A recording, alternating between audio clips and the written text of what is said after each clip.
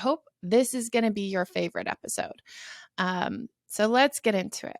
My guest today is some people know him as the King. He is majorly well known. He's been on all different types of media. He's been on BuzzFeed and Inside Access and Insider Daily. And somehow he has 11.2 million followers on TikTok and is still not verified. Welcome to the show, my friend, the Ramen King. Welcome. Hey.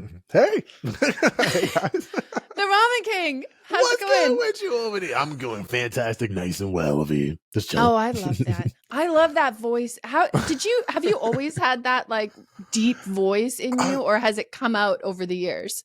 It's come. Oh, I've always had it. I've always like fluctuated my voice, and people used to make fun of me all the time for doing it. But now it's like part of my job. But like, I'll talk like this, and I can talk really super high, and I'd be crazy. But then it's like the ASMR voice is just like, "Would you look at that beautiful bowl of ramen right there?" And it's just like, I love it.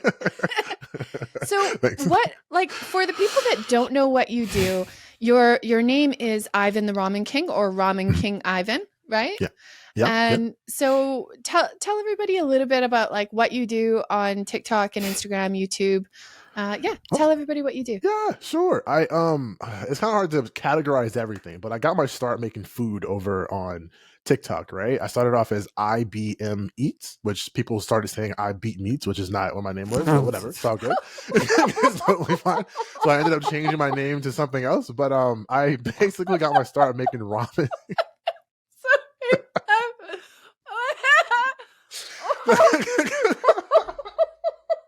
Hey, that's what they were saying in the comment section. So I was like, I gotta change my name soon. Like I can't. No, absolutely not.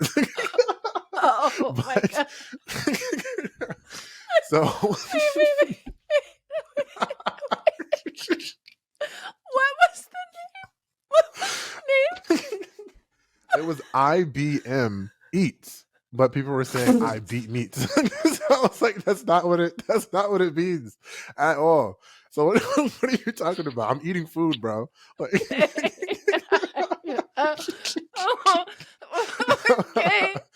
okay. This is a good start. All right. But so you changed your name. So I changed my name. My followers ended up naming me Ramen King Ivan because my start was all just making ramen noodles, right? I was making prison ramen recipes and stuff like that. And then I got a huge success with like the ramen lasagna, right? Which pissed off a lot of Italians. They were like, this is not lasagna. And I'm like, great, keep commenting. It's great. That video got over 20 million views in like a week or so. And I was like, wow. Wait. And then what is the ramen lasagna? Is it like basically lasagna, but with ramen noodles? Yeah. It's with ramen noodles, and it's super simple to make too. So it's like it's basically pasta sauce, the noodles, the cheese, and ricotta. You add all that stuff in there, and this recipe actually made it to the official TikTok cookbook, right? Because that was like one of my first viral videos that I had, which is freaking amazing. And I was like, oh, so like that one video changed the entire course of my life, right? Because it was like during 2020, and the pandemic was happening, and we were stuck in the house or whatever. So I just started making these videos, right? And I was like, and then that one video, I got invited to Access Hollywood, Access Daily. And my followers, my Rom fams over there, they're the one who gave me this suggestion to make it. And I was like, all right, whatever, I'll make this. And then completely changed the course of my entire life. So your followers actually gave this to you? Like they... Yeah. Wow. Yeah. That's why I love them so much. Like I don't call them like my followers. I try to call them like the Rom fam because we're a family who all loves ramen and whatnot. But it's like morphed into this huge other thing though. So now I do like ASMR. I do unboxings. I cook for my dog. I do ramen still. I eat other foods from around the world. So I think it's rubbing off on me.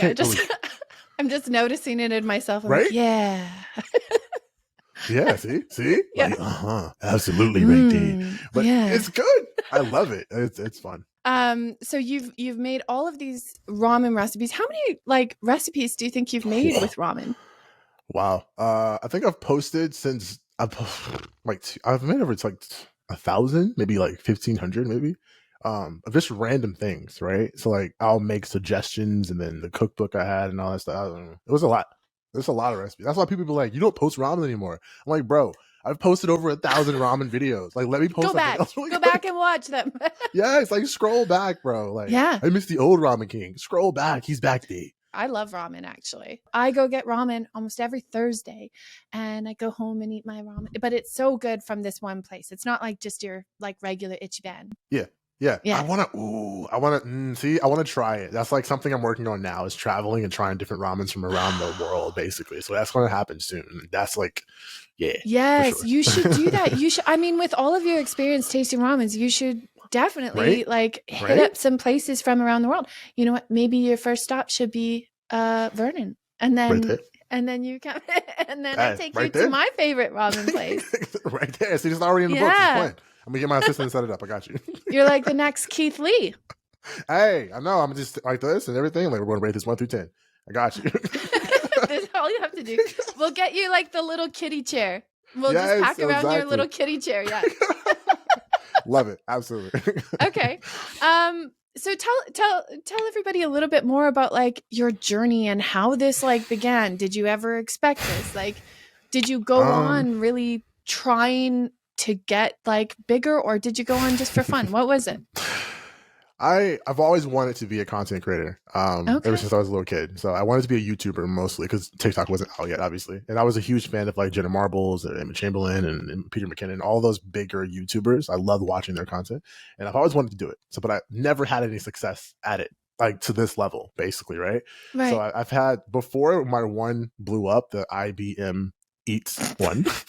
Before this one blew up, I had 7 or 8 accounts before that. I was just trying a bunch of different things, right?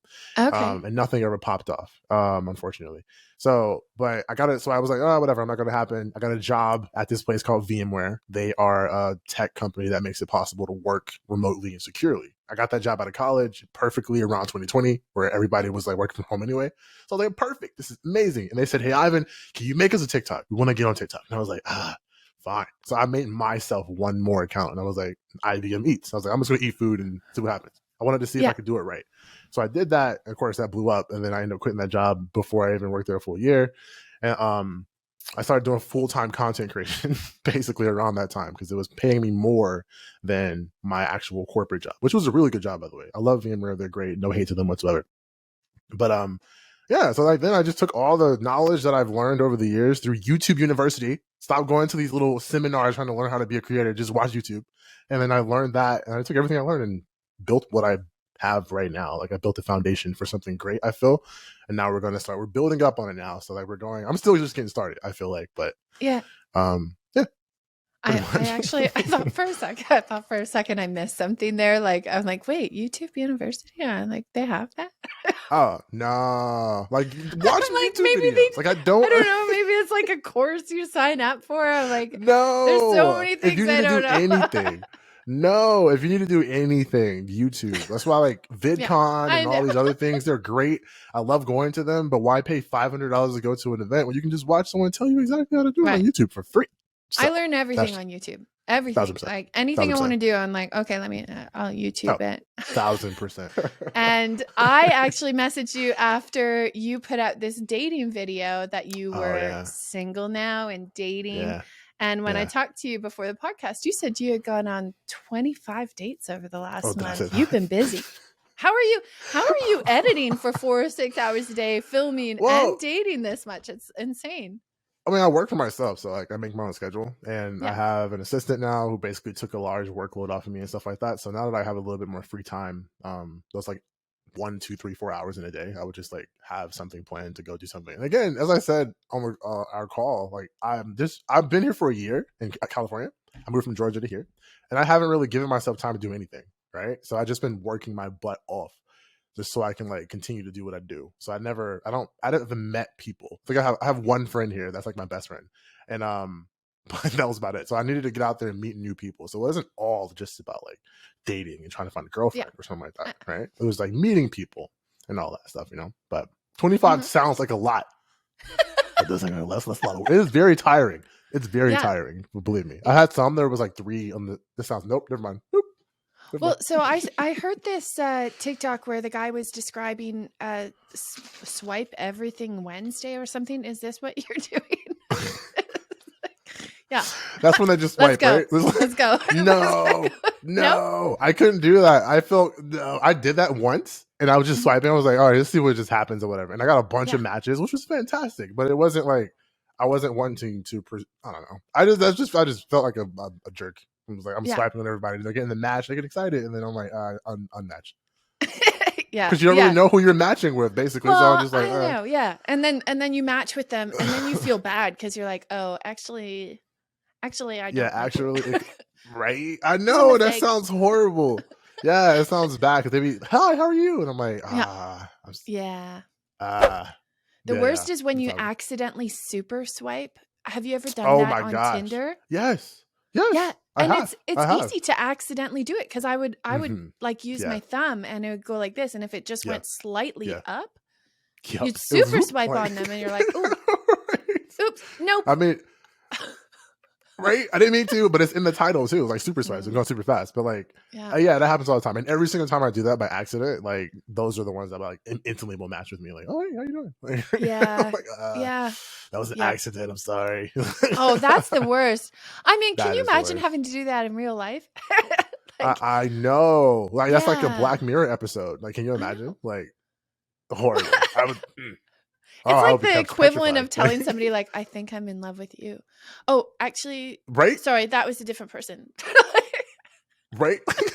Exactly. My bad. My bad. Oh, sorry. I thought you were someone else. Oopsie.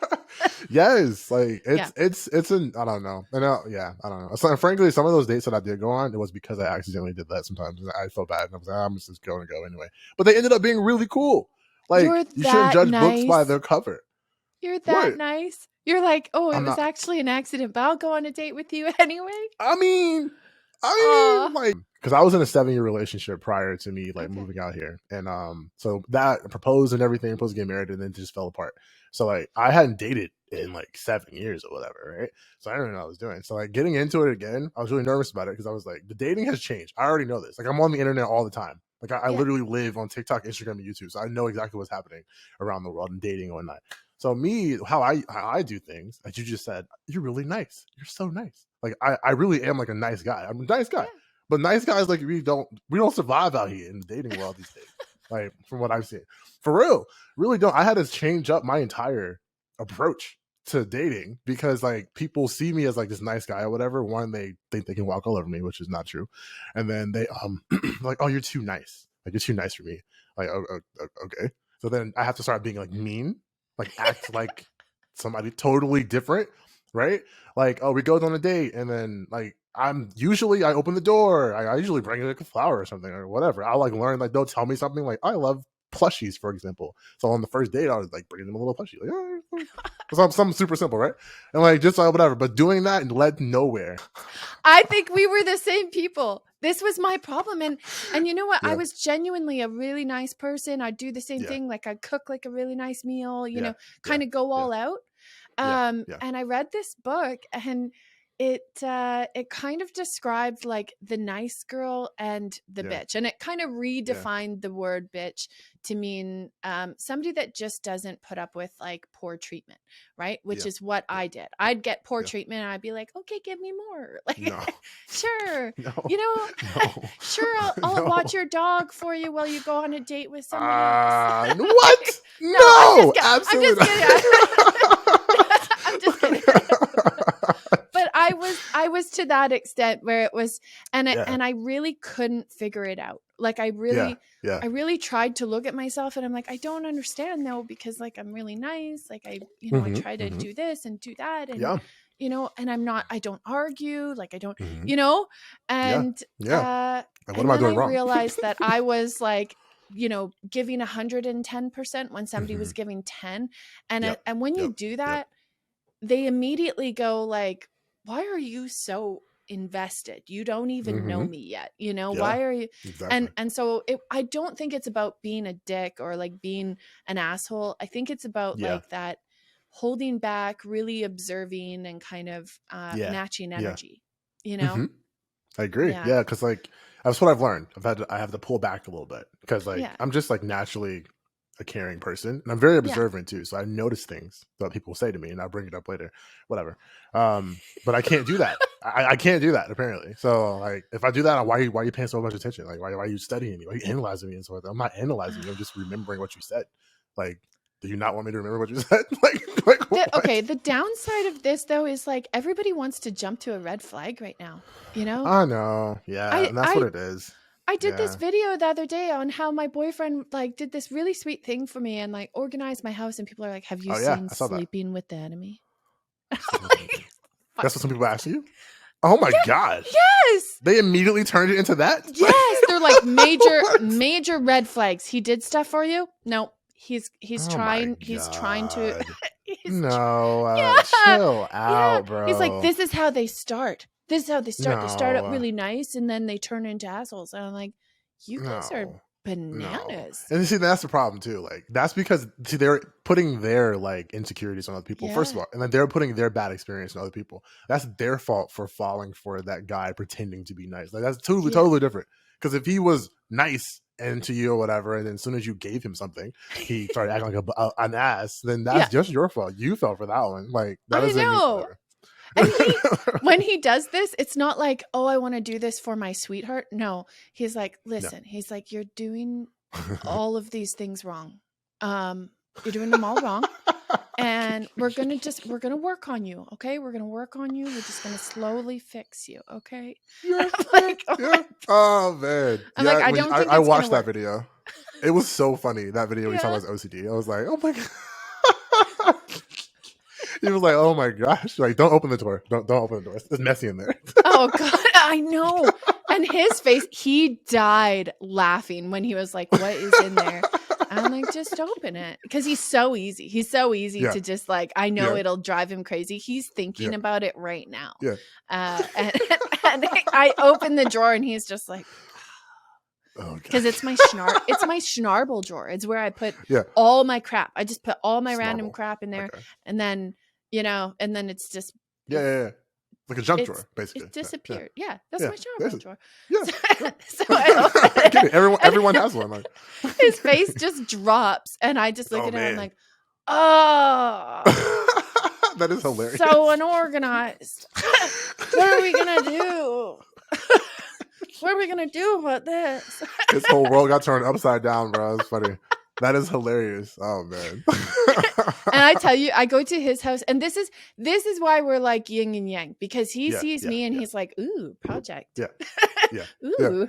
And I go to his house and I'm like, it is so easy to fuck with him. It's so easy. And that's my love language. Yeah. Bullying is like my love language. I need someone that will pick on me and I want to pick on them. Yeah. And so like when Yeah. he has this closet all like perfectly color Oh, gosh. coordinated, and I gosh, gotta no. like just Take one thing out, I put the other gotta way. I gotta mess him up just a little bit. No. Yeah. And he notices too, I'm sure. Immediately. Oh Yeah. my gosh, that is hilarious. I love it. I freaking love it. That is awesome. Okay, let's go back to your dating Okay, life. yeah, my bad.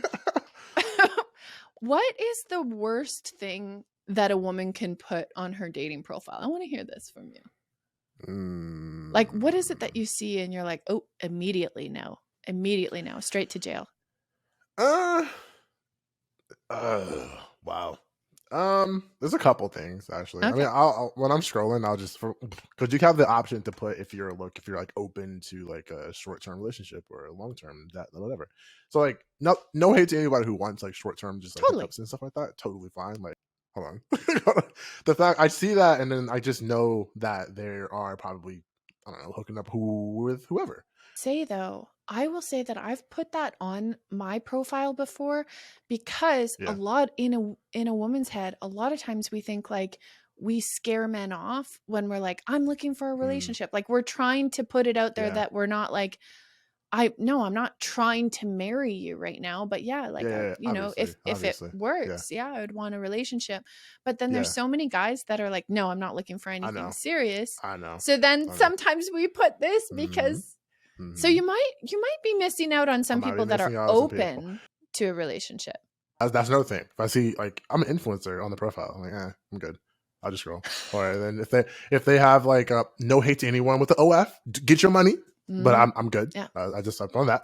Like I don't want to see that. I mean, no hate to it. It's just I don't want the entire world to see. You're allowed to not like what you don't like, and it's not. I don't think it's hate to say like, I wouldn't feel comfortable dating somebody that is creating an OnlyFans page. Like, I don't think that's hate. That's Yeah. just your own personal preference. I no, I agree that we're allowed to have preferences. It's just yeah, I've had this conversation before, and I've said that, and they're like, "Oh, you're horrible! Like, oh, you're being a sexist, and you're doing." I'm like, because I don't want my girl to be on OnlyFans. Like, that's like not whatever. No. Okay. There's a huge difference between saying like I prefer not to date somebody that's making an OnlyFans page and saying my girlfriend can't have Instagram because I feel uncomfortable like that. You know what I mean? Yeah, those are two vastly different things. Yeah. Two different things. No, 1,000%. yeah.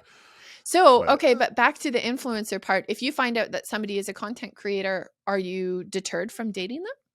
No, I'm not. Okay, you just don't like when they describe as an influencer. Well, because if they're just like saying I'm an influencer, then I can kind of already gauge where their mindset is when it comes to like what I do anyway. Because if I meet up with them, which has happened before, because I had one of those dates where someone who said they were an influencer, right? So I go on this date with her and we're talking. I think I told you, but I never tell anybody what I do. Not that I'm like some celebrity or anything. It's just I don't tell people what I do because I have a large following, and people get weird about it. So, but. They do. But for this one, I was like, oh, she's an influencer. So she would understand. So I was like, oh, yeah, I make content or whatever. And then, of course, they never believe that I actually make content because everybody says they make content out here in California, right? Everyone's a content creator. So they're like, how many followers do you have? And I'm like, oh, I have like 10. At the time, I had like 9. I had 9 million followers. And the whole conversation just completely changed. Yeah. They're like, oh, wow. Like, we should collab. We should make videos together. And this and that and the third. And I'm like, no, like, I don't want to do I mean, I'm fine with collabing with people, but no, that's not why we're here, bro. So I just like, that's why I'm like, It's different. As a business thing, it's different. Like if I was to approach you and say like, hey, let's make a video together. If it made sense, 1,000%. then great. It makes sense. 1,000%. But like I'm there. But not on a date though. Like the date completely changes. And then like I think we talked about this, but you get put on this huge pedestal because the more followers you have. I remember before Instagram allowed you to like get your verification badge the right way, not buying it like everybody else is doing right now, but whatever. I earned it. I got the blue check mark. And then with that, oh my, having a blue check mark on Instagram, crazy. The DMs were just flowing like, oh, you got that blue check mark? Like, oh, I'd love to meet up with you. But I was like, before it's a weird thing. Even think to talk to you. It gives you like a certain level of like credibility and like, oh, you're somebody big. Yeah. You know, you weren't big before you got the check mark, but now you're massive. But yeah, it's either that where they're putting you on a pedestal, or it's or they're like I've had a lot of people that really like look down on me for being a content creator. And probably because I'm more from a small town. You're from LA where everybody wants to be an actor and everybody's making content. True. I'm from a small town in British Columbia. And like my friends called me Talk Talk when I first started. That was my nickname. Like and it was to tease me and make fun of me.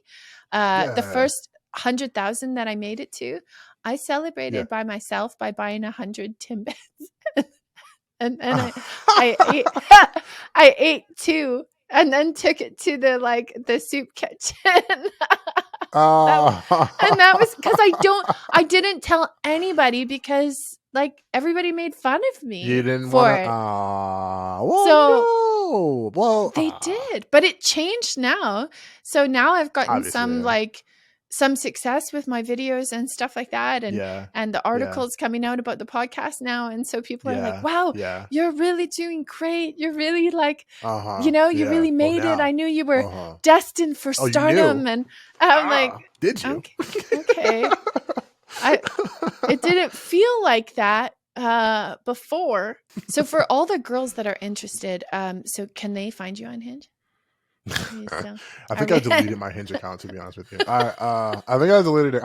I think I'm still on Tinder. Okay. I'm on Tinder and I think Bumble. So if you come across my profile, like we'll see. Okay, just take Tinder and Bumble. Okay, so I've got a game for us. Are you up for a little game? I love video games or games in general. Let's do it. All right. So a while back, a friend of mine and we went live. There was some wine involved. So hopefully it's as fun sober as it was with a few drinks. But this is called What's That ASMR? We're going to be playing a game called What Is That ASMR? You're only getting one crack at this one, okay? Oh God. Oh, that's the opening up a can of soda. That's a can of pop or something. That sound right there. Yes, that's beautiful, All nice right. and well. 1 point for the Ramen King. It's the next one. Okay, this one's a little bit harder. Are you ready? Okay, all right. Pen. That's a pen. That's my favorite all-time thing to do right there. Yeah. There you go. You got it. 2 points for the Ramen King. Okay. Just keep it racking it up right there.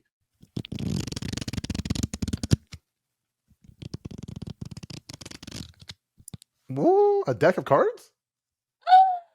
Was that the that's what I'm talking about right there. It sounded like he was just rubbing something, though. I was like, what the heck is that? All right. 3 points. 3 points.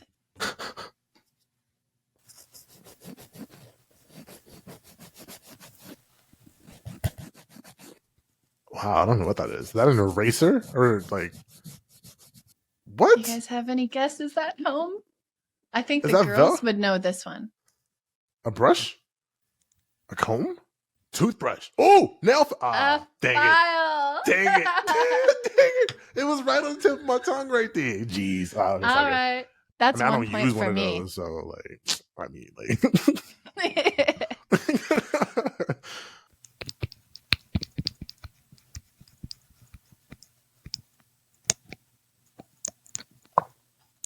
Is that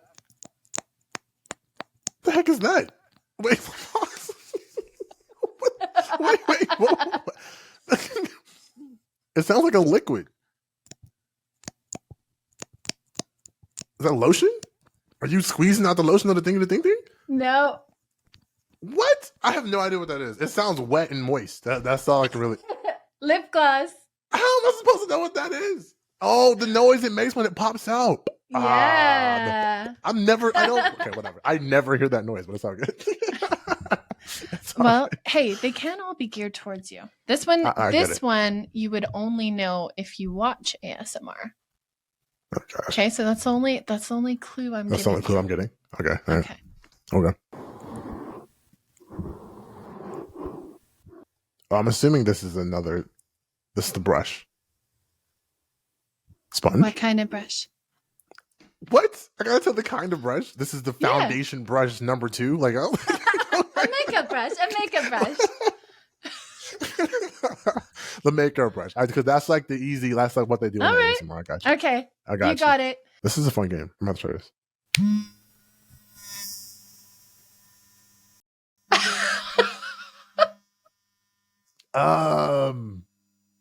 Okay.